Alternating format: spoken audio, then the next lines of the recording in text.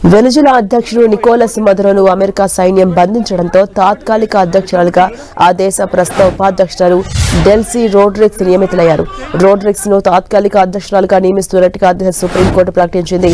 America సైన్యం వెనుజులా రాజధాని కారకస్ పై మెరుపు దాడి చేసి ఆ దేశ అధ్యక్షుడు నికోలస్ మదురోను ఆయన భార్యను తీసుకెళ్లింది.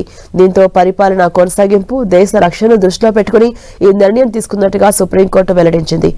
లిగా సోషలిస్టు పార్టీ వ్యవస్థాపకుడు, వామపక్ష గెరిల్లా నాయకుడు జార్జ్ ఆంటోనియో కుమార్తె అయిన డెలీ రోడ్రిగ్స్ 1969లో కారకస్ లో జన్మించారు. మదురో ప్రభుత్వంలో ఆమె కమ్యూనికేషన్, విదేశాంగ మంత్రిగా విధులు నిర్వర్తించారు. 2018లో ఉపాధ్యక్షురాలుగా నియమితులయ్యారు. ఇక ఉపాధ్యక్షురాలి స్థానంతో పాటు ఆర్థిక, చమురు మంత్రిత్వ శాఖల మంత్రిగాను కొనసాగారు.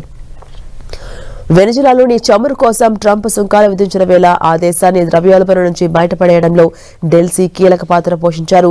మదురోకు విశ్వసనీయురాలుగా ఆమె పేరు తెచ్చుకున్నారు. 56 ఏళ్ల డెల్సీ రోడ్రిగ్స్ కు అమెరికా అధ్యక్షుడు సైతం మద్దతు ఇస్తున్నట్టుగా పేర్కొన్నారు.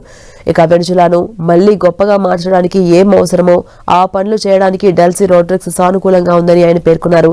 సరైన పరివర్తన వచ్చే వరకు వెనుజులా అమెరికా పిడికిటే ఉంటుందని స్పష్టం చేశారు ట్రంప్.